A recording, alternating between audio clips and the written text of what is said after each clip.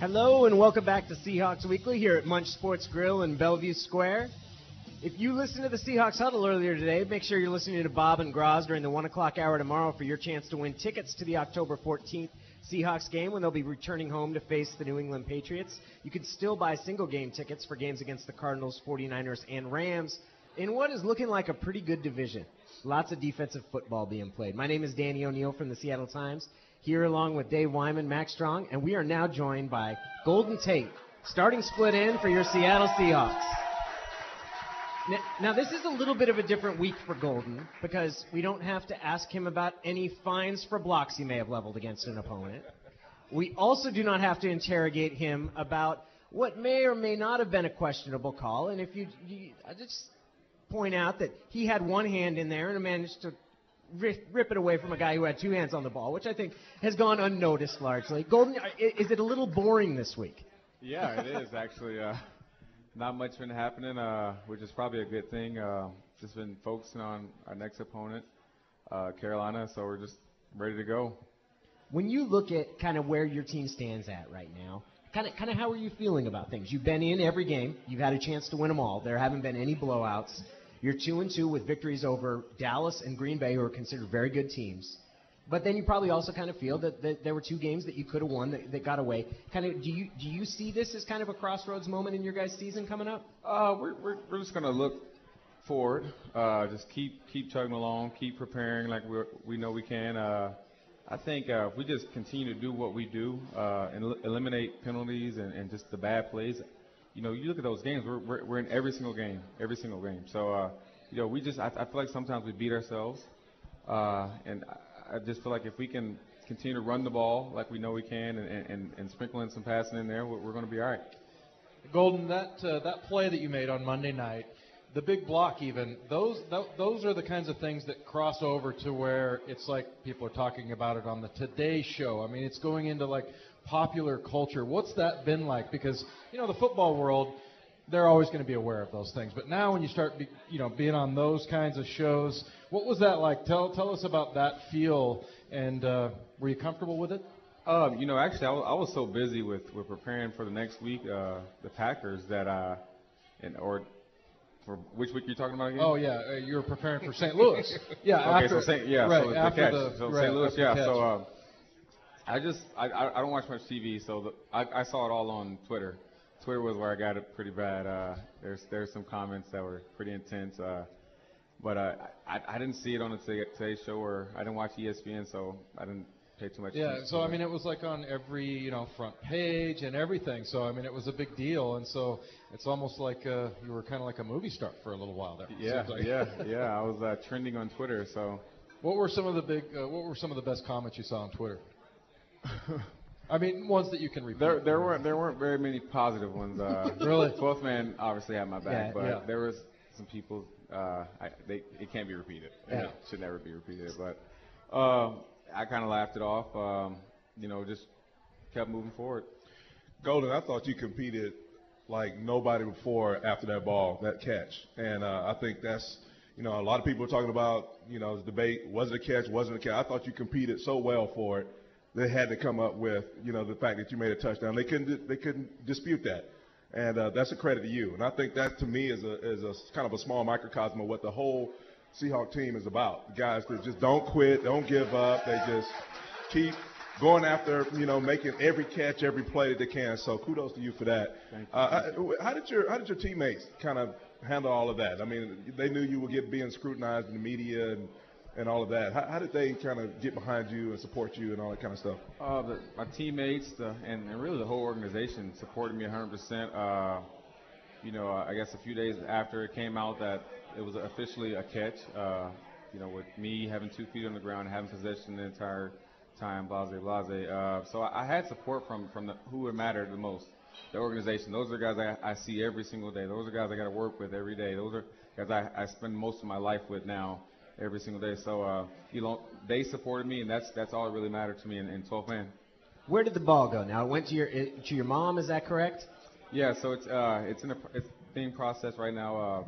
I'm having made happy birthday, mom, game-winning catch, I guess 25, 26 yards, wherever it was, and just happy birthday. She couldn't make it out to the game because she had to have surgery in her mouth. Yeah. So I wish she could have been here, but I figured that would be a great way to say happy birthday.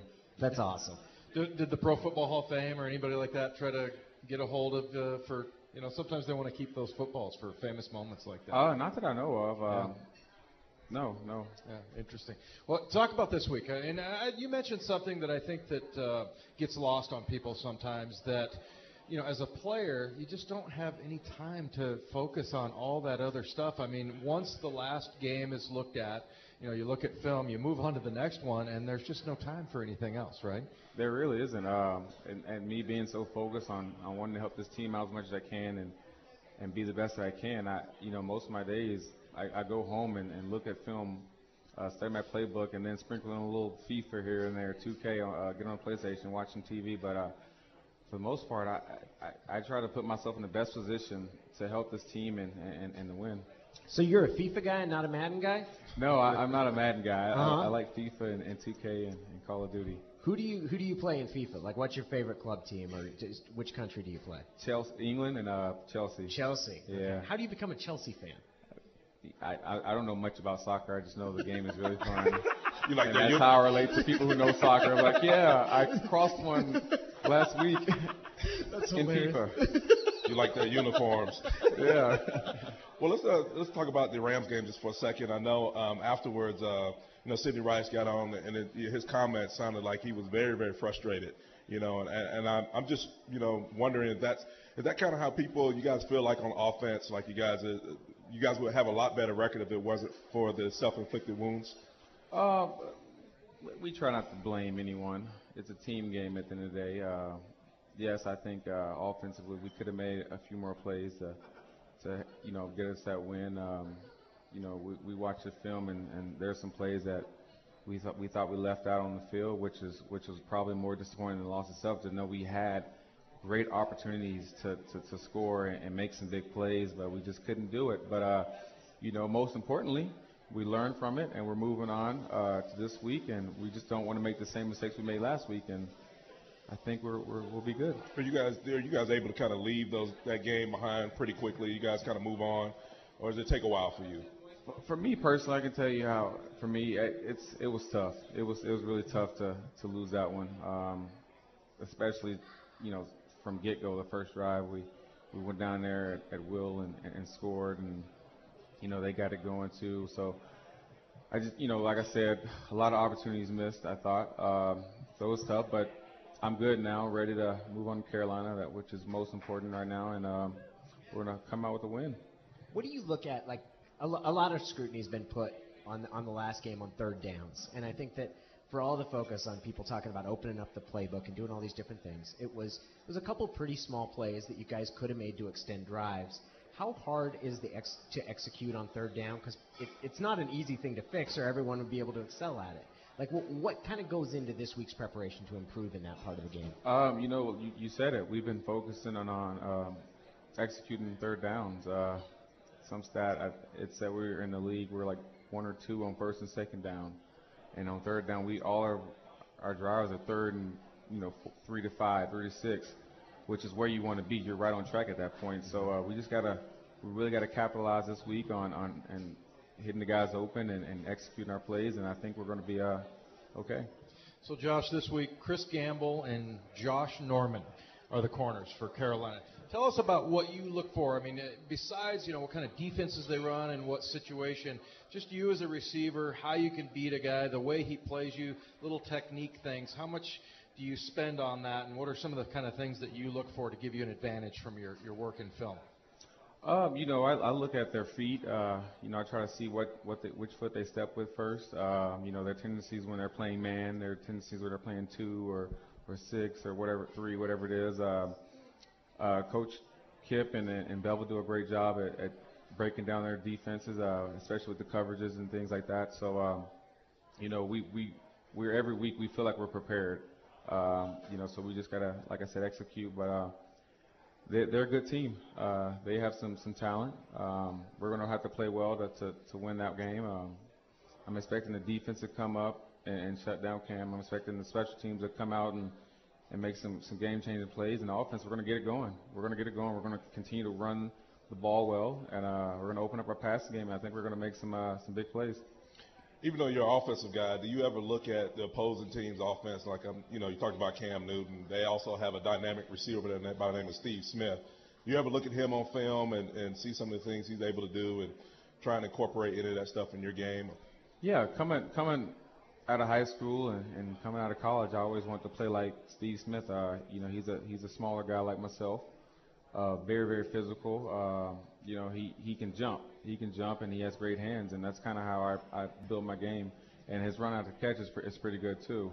So I try to I can't wait to actually be on the same field with him and see him play this Sunday. I hope we shut him down, but I want to see what he does and maybe pick up some tips. But a guy like Steve Smith, yes, I do pay attention to and take some tips on him. Is that like a little extra motivation for you, knowing that he and Cam were out there? They've been getting a lot of attention.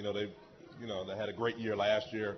Cam put up 4,000 yards. Steve Smith went to the Pro Bowl again, all that kind of stuff. You take it as a kind of a personal challenge? Not really. I'm just going to play my game. I'm just going to worry about what I can control. I'm going to show up and give 100%, try to execute my plays, and when the ball's thrown my way, try to make a big play to help us win.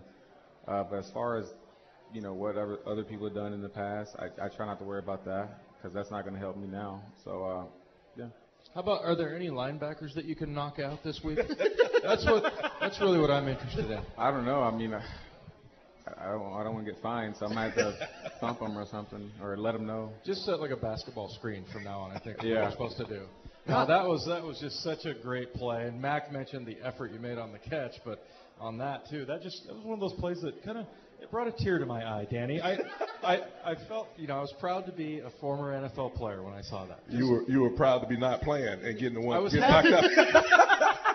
On the you were glad you wasn't the one getting knocked out. I'm happy that I'm not playing anymore. That's right. Yeah, Dave was saying earlier that he thinks that the NFL is kind of becoming a nanny state, that we're going to protect. And I'll just say, because Golden can't say this, but I thought there was a little bit of like, it explained the game very well, what happened, the fact that the Dallas Cowboys, who have for years been kind of prided as a bigger, more physical team, left with their owner in their locker room complaining about a potential fine from the wide receiver who had just crushed their middle linebacker. I think that accurately described what happened in that game. That one side was left complaining and whining as they went along. That's right. Did they have to hold up the bus for Jerry Jones because he was inconsolable?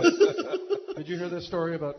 You can't comment on that. I don't want to make any bulletin board material, but yeah, apparently Cam Newton was sobbing so hard they had to hold up the bus for him. So, anyway, next question. We'll get on that. We do not want to get Golden in trouble. So. No, we're not going to get Golden in trouble. And we want to thank you for joining us, Golden. Thanks you very much for coming.